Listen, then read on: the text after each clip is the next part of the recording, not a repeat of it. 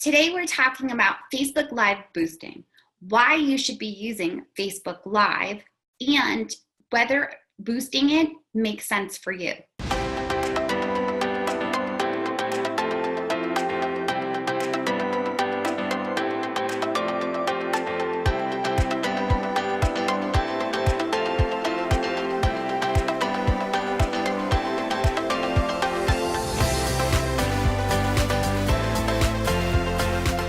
I'm interviewing Meg Brunson, who is a former employee of Facebook that is now working directly with clients to help them grow their businesses with Facebook ads.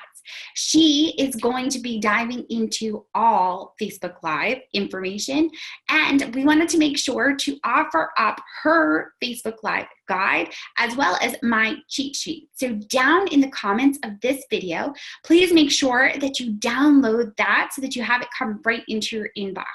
And if you have any questions throughout the training, please make sure to put them into the comments and I will be hopping on to answer them for you. I am here with Meg Brunson. Meg, how are you? Hey, I'm good. How are you? Very good. I am so excited for this interview. I know that there's a lot of questions kind of rolling around about Facebook. We kind of all talked yesterday. I had put up a post on my Instagram account and then on my Facebook page about that love-hate relationship that we all seem to have with social media. And of course, Facebook is always big talk with bloggers, I feel like. So I'm just going to quickly say good morning to people as they're coming in. Hey, Candy, Michaela, Mary, Rebecca, so excited. Amira, thank you guys for joining in live with us. If you have any questions as we're going through, please put them right into the comments. You know that I will make sure to go back to them. We will not miss those. So Meg, can you kind of just introduce your background? Tell us a little bit about yourself and your business. So I started actually, well, it all started. No, my first successful step into entrepreneurship was with a blog, was with a mommy blog. I started with like a franchise mom blog company and threw myself into figuring out how to make that work so that I could spend more time with my family. That was my ultimate goal. I had just come off of my third pregnancy, which almost killed me twice. And I just said, I'm done going to work. Like I'm ready to live my life on my terms and spend time with my children. Because had the worst happened, I just wasn't comfortable with the legacy or the impact I would have left on them. So I threw myself into learning how to make this mom blog work. And it was life-changing because it gave me access to review opportunities and things that at this point we were at the lowest of our lows. Like my health issues had pushed us into state-funded health insurance and food, we were at the bottom, the lowest we've ever been. So the mom blog gave us back some of that quality of life and allowed us to build our way out of the slump that we found ourselves in. And I'm awful with time. I want to say probably 3 or 4 years later, I had an opportunity to interview at Facebook. Now, while I was doing the mom blog thing, I turned to Facebook for marketing to help me grow the business. Right. So I was trying to get more readers to my website, more subscribers to my mailing list, because the more, as I'm sure your audience knows, the bigger audience you have, the more you can get from other people. So that was my ultimate goal with Facebook. I got hired by Facebook, and I remember going through those first 4 weeks of intense training and thinking I knew what I was doing, I had really figured things out. And going through the training, I quickly was like, oh my gosh, I've been doing so much stuff wrong. Like I was picking the wrong objectives and they were still working for me. So I guess that was good at the time, but I just learned so much more about how to really leverage the system. I think Facebook is notorious for not really being clear on what everything is meant to do. And there's so much information out there. So I feel like if you know really where to look and you have a ton of time to dig, maybe you can figure it out, but it's not as intuitive as it appears to be. So I worked at Facebook for about a year, and I worked with people spending anywhere from like $0 a day or like the occasional $5 up to, I worked with a company that spent $17,000 in a day on Facebook ads. So I really spanned. I worked from mom and pop shops, local businesses, consumer packaged good companies, like the whole shebang, and got to really, I mean, I was consulting on all of these clients, but I got to see what they were doing, what was working, what wasn't working, and really get a feel for what the global mistakes were, what the global best practices are, things like that. But ultimately, that was a step back into corporate. So I had been entrepreneurial for like 4 years, stepped back into corporate, and pretty quickly was like, what am I doing? Yeah, the shock of near death ×2 had kind of worn off by then, but it didn't change the fact that I really enjoyed being able to go to every single class party and every single field trip and every single doctor appointment. And I've got 4 kids, so there's a lot of them. So after about a year at Facebook, I backed out. I came back home, and it actually took me about 2 months after leaving Facebook before I realized I could be doing the same thing I was doing there for myself. So at that point, I reached out to some of my mentors, some people that I met from Facebook, things like that, and I started to put all these things together. I still had I had resurrected a little mom blog, but at this point I was starting from scratch, so it was literally tiny, and the thought of having to build it up was exhausting. So I threw myself into Facebook stuff. I've since gotten back involved with another. It's not really a mommy blog company, but it's like a parent resource, a nationwide parent resource, as an independent contractor, now as a very part-time employee. And I do some work with them. So I still have my foot in that like mommy blogger community. I still do reviews and things like that here in my local area. But I'm really focused more on helping other people figure out the Facebook platform so that they can scale their business, so they can find that same time and financial freedom that I was looking for. And I love that. Your story is amazing because the way that you said that you walked into Facebook, interviewed, and that wasn't your background. Like your degree wasn't in marketing or anything like that, was it? No, I'm a criminal justice degree. So there you go. And I think that that's how a lot of us feel as food and parenting and DIY bloggers, that a lot of times we'll work with companies or brands and we know so much more than they do because we're in it.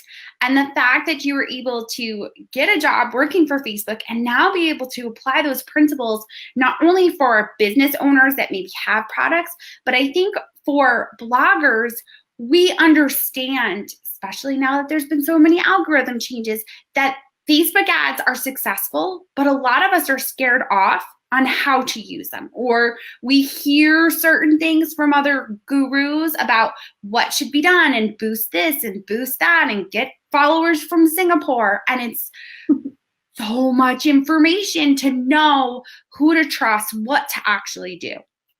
So my people are very used to hearing me talk about live broadcasting. Obviously, this is what I do. I go live every 11 a.m. on Tuesdays. I go live. I then take the live broadcast and I repurpose it multiple ways. And I'm trying to really teach my audience that even as bloggers, this is something that they can do. So that if they're a health coach and they do a live broadcast, they can take that live broadcast and make it into a blog post and do a YouTube video and whatever else. But I always start to feel like, what do you feel are the big kind of pieces of live broadcasting that are most important for them to be able to get engagement and the reach that's going to help them grow? So the number one thing is consistency. So like you just said, you picked a day and you picked a time. Now, I see a lot of people who try to do this. They're like, okay, I'm going to be consistent. So they ask their audience, like, what day and time is going to be good for you? And I actually don't recommend that because your audience might all say that 3 o'clock on Tuesday is best for them, but that's what time my kids get out of school. So if I'm not going to be 100% present, like, and present, like when I plan on going live, I usually have like a 15-minute buffer ahead of time and like a 15-minute buffer afterwards, because like today, nobody here was in the background, but I was scrambling. But I had in my head that I needed to be ready at 7:45. So the fact that I was a couple minutes late didn't really matter because I had a buffer.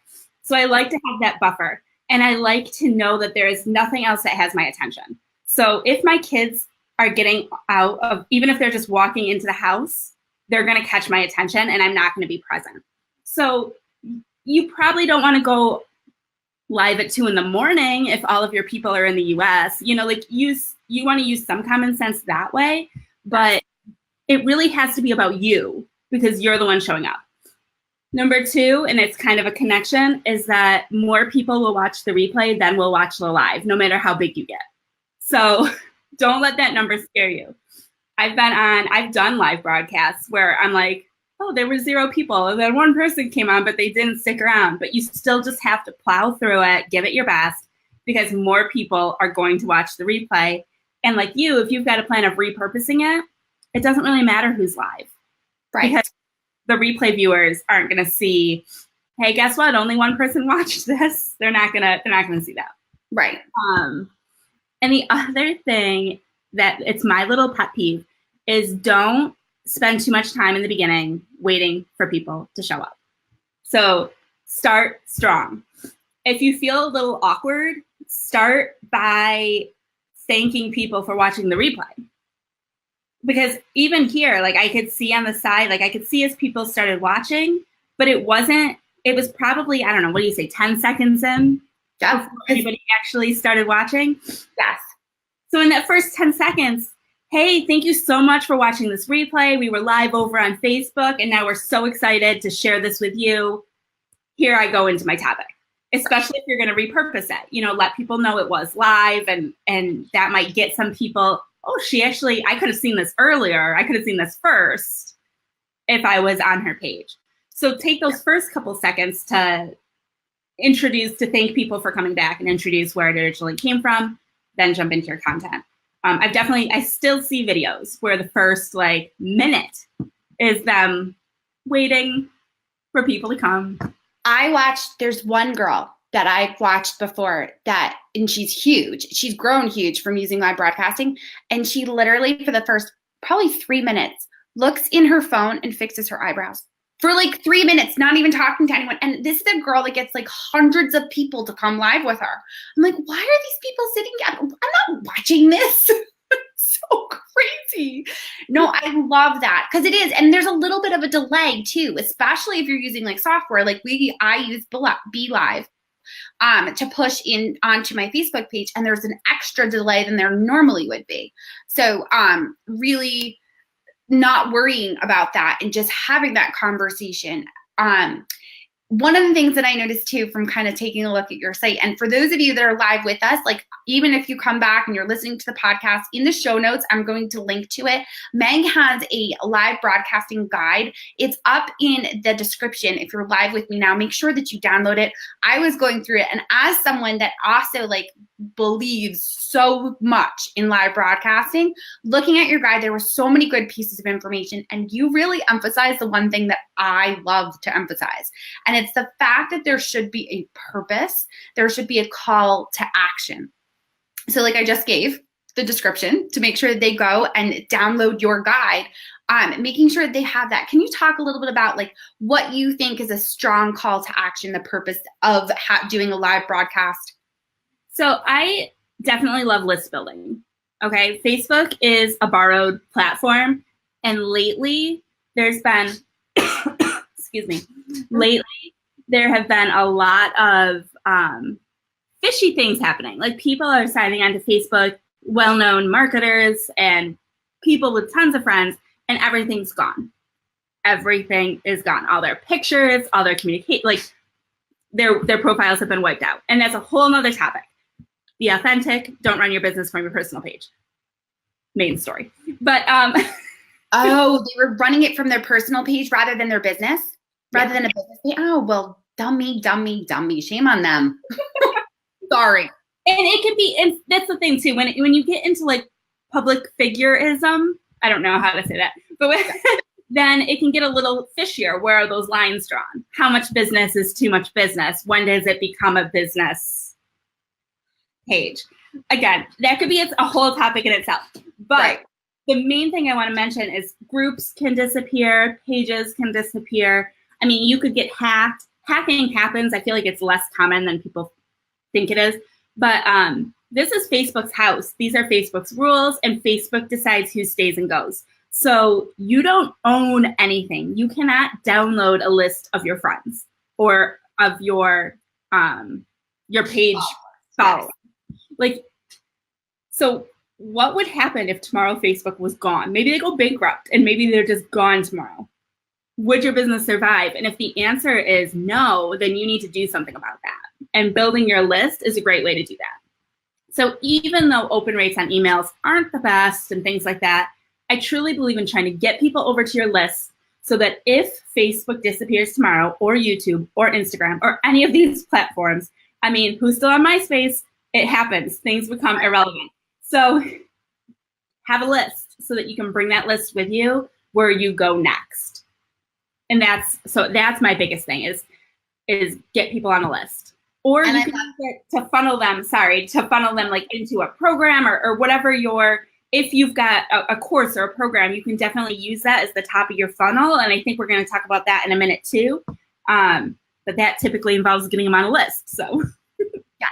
And I love that you talk about that because it is something that I preach. When they first came out with, Facebook Zero, the algorithm that came through and everyone freaked out. Oh my goodness, how can they do this? And oh my goodness, it's the end of the world. Well, it's theirs. You don't get to decide what they're going to do. All you get to decide is if you want to use that platform. And when it goes away or they make changes, you need to be able to roll with the punches. And you can't, this isn't the right industry because it happens on every social media platform. So I love that you talk about really building that list for a strategic purpose beyond just relying on your Facebook page. I think that there's been a lot of talk. Actually, I was in my mastermind, one of my masterminds yesterday, and we were talking about the fact that a well-known blogger had done a interview with like Good Morning America or Today New York or something, talking about how small businesses are getting crushed by the algorithm changes or by the changes with syndication, because apparently there was stuff going on with syndication that other bloggers were getting past some extra money in order to do like syndicated content. But the problem is they put all their eggs in that basket.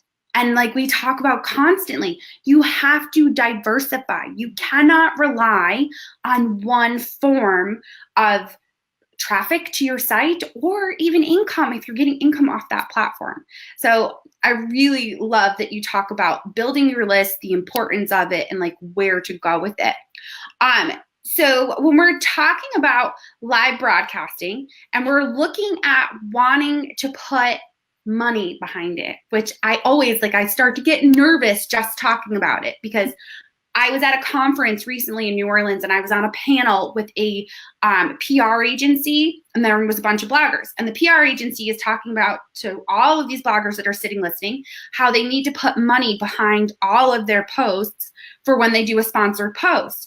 And I'm like, dude, that girl sitting right there in front of you just opened up an Instagram account yesterday. She does not need to put ad money behind Facebook. Like, do not tell these people that. But we've created a live broadcast. What's my first step for ads if I wanted to go about trying to do it? Actually, go ahead. I'm gonna let you do it. Sorry. I get excited. So I don't like to put money behind anything I haven't thought through. So that's why I always tell people, ignore all those buttons all over your page.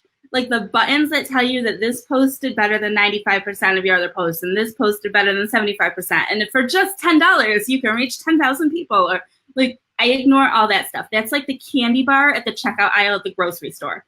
Like, yes, it's probably going to taste good. You're going to get some instant gratification. But at the end of the day, it wasn't like you didn't build it into your diet. You know what I mean? Like you haven't planned to work off those calories, and you're just going to be losing money. So I love that. Think about that candy bar, or don't, but ignore the candy bars. Right. So I try to just overlook that stuff. So the way I approach it is, I know I've got this thing I want to grow. using money. So I've got a launch coming up, or maybe it's even, like you said, a sponsored post. So I'm working with a client and I know that I'm going to want to boost their stuff. And I should just say that I use Boost a lot, not to be like a boosted post, but just to put money behind it. That's one of my own, like, so sorry if I say that. So I want to sponsor a post that's coming from this brand relationship I have. I would hopefully have the foresight to know that the live broadcast I'm going to do in 15 minutes is going to be an ad. So I like to know that ahead of time because I approach those differently. I approach them more like a polished, finished video. So I'm not going to go on. I'm not going to answer any questions. I'm not going to, like, I really try to keep it short and sweet. I like my ads typically to be 2 to 3 minutes tops, where and this isn't to say that you can't, I'll give you an example of running longer videos too, but oftentimes, especially for like intro level into the funnel, I just like 2 to 3 minutes. So what am I going to talk about? What's the problem that you're facing? How have I figured out a solution? What can I do to help you now? Something like that. And that's all that goes in that first video. And then I'll go into Ads Manager. I always go into Ads Manager. I never boost it from the page. Ads Manager just has more options, and they might be overwhelming at first. that they might be. But the cool thing is everything defaults to the recommended options anyhow. So like once you choose your objective, once you go into like the ad set and things like that, all those little buttons and switches and options are all defaulted to what you probably will stay with. So in the early stages, just fill out the big stuff and you'll be fine. So with a video, I always choose video views over engagement because you can get video views cheaper than you can get engagement. So right now, and this may change tomorrow, but right now, you can typically get a video view, which Facebook counts as 3 seconds, for between like 1 and 3 cents, pretty predictably. So that means for a penny or a couple pennies, you can get a person watching 3 seconds of your video, which doesn't sound like a whole ton, but if you grab your cell phone and you scroll through to a video and stop and watch it for 3 seconds, you suddenly realize that it's significant in the generation and the world we are today. So being able to get the video in front of those people, you want your first 3 seconds to be as engaging as possible so you can try to get them to hit the next threshold, which is 10 seconds. But just getting it in front of that many people for pennies is a really effective way to give that video a chance to really gain some traction. Does that make sense? Yes. So this video that I'm doing, it shouldn't necessarily be a live broadcast that I've already done that I'm going to boost. It would make more sense to do a pre-recorded video that I'm going to do for 2 to 3 minutes, and probably have a point, a reason as to why I'm doing that video as to grow my list. So I should have a link then in the description that goes to my lead magnet. Yeah, that's what I would do. And now there may be some other situations. Like I said, I did work with a client who is on a totally different vertical, totally different playing field. Like she's a business coach and she coaches people to go from like 6 and 7 figure businesses to 8 figure businesses. So she's just, her products are more highly priced, like totally different. It's more competitive too. But so she does an hour live every week. And we were putting money behind that hour broadcast, running ads, running video view ads for an hour-long show. Now, the completion rate on that was like non-existent. Nobody was watching an hour. But it was funneling people into her programs, and it was working effectively for her. So that's not to say that you can't use a pre-recorded live broadcast. But again, if it is going to be pre-recorded, I would just want to make sure that you've got that clear call to action so that you are still funneling them. And keep in mind when that call to action happens too. So I wasn't watching the clock, but you talking about the download was relatively early in this live. But if you boost or if you run some video view ads to a couple videos, you'll quickly see how quickly people trickle off. So like from 3 seconds to 10 seconds, it's usually half as many people. And then depending upon how long the video is, they'll then record from 25%, 50%, 75%, 95%, and 100%. Like those are what you can track. Yes. And it's just, they drop off by like half each time. Right. So if you're not giving your call to action in your 30-minute video until 15 minutes in, you've just wasted. So that's why I really like to keep the videos short, because it forces you to get to the point, entice people, give the call to action, and hook their email before losing them. So now I'm in Ads Manager. I've done this video. Is there anything that I should have in interests? So I'm afraid to go this way because I know we're going to have tons of questions, but I'm going to ask it anyways. Facebook Pixel. I absolutely should have a Facebook Pixel on my website installed so that I can do all sorts of fancy things like lookalike audiences, be able to bring them in from other Facebook pages, from my own audience, from my email list, things like that. So that should be the first step, even before putting up a video ad, right? You have to have like a Facebook Pixel in place. Okay. Yeah. And if you're, do you know, are most of your bloggers on WordPress? Yes. So WordPress is the place to be. Like, it's the easiest place. There is I can get the link for you, but there's a plugin called Pixel Your Site. There's a couple plugins, but I really like this one. This is one that when I was a Facebook employee, we recommended to people. Okay.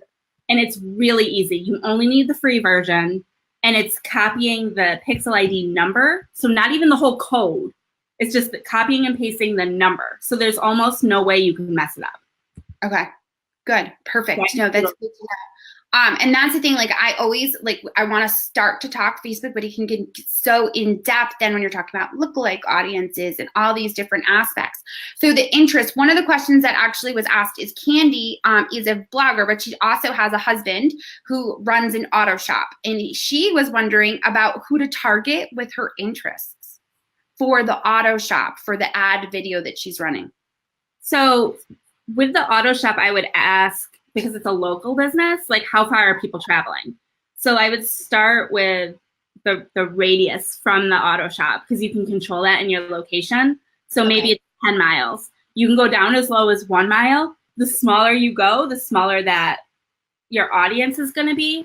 And I probably wouldn't add a lot of interest-based targeting in there, especially for a video view audience, because especially if you're only targeting like 10 miles, depending on how big your city is. I mean, I'm in a pretty big city, but a 10-mile radius is still a relatively small audience, and everybody has cars. And it's going to be hard for you to determine who needs auto body work. So it's kind of like lawyers. You can't, it's hard to predict who will need a lawyer at any given time. So I would probably just leave that broad and keep it with video views. One thing that I was going to mention is that you can retarget people who've watched your video. So you can create a custom audience of people who've watched 3 seconds, 10 seconds, 25%, depending upon what you want to track of your video. So it's a really common technique for local businesses. And that would go for like local mom bloggers too, because there's a lot of parents, right? That you could run this video, put some money behind it, and then say, I want to grab anybody who watched at least 3 seconds of the video, and now I want to show them this ad asking them to go to my site or opt in for something or take the next step. So it's like squeezing them down the sales funnel. So it's a really common approach for local businesses to start with video views at the top of the funnel. Just somebody called it a carpet bomb. So you just like throw the video out to absolutely everybody within your service area, and then reply further to the people who are engaging with that ad. I love that. It's so smart. Meg, I appreciate you so much for taking the time. You guys, if you did not download the guide that she has up in the top, I also included a link to the cheat sheet that I have too for live broadcasting. So make sure that you get on both. It is so helpful. Meg has a ton of great information. So please don't hesitate to reach out to her. I'm sure if you get that guide, she'll be sending you a couple emails. So thank you so much, Meg. I appreciate it. Thank you. I could have talked about this stuff forever. I know. All right, guys. I'll see you all next time. Bye. We clearly both believe that Facebook Live broadcasting can and should be possibly part of your marketing scheme for your business. I appreciate you guys so much for taking the time to watch the video. Again, any questions that you have, make sure you put them into the comments. Like the videos, that I know that this is the type of training that you are looking for. And don't forget, you want to make sure that you grab both cheat sheets that are below in the comments. I am going to be continually creating content for you guys, so please make sure that you subscribe so that you get a notification anytime a new video comes out. All right, until next time, I will see you then.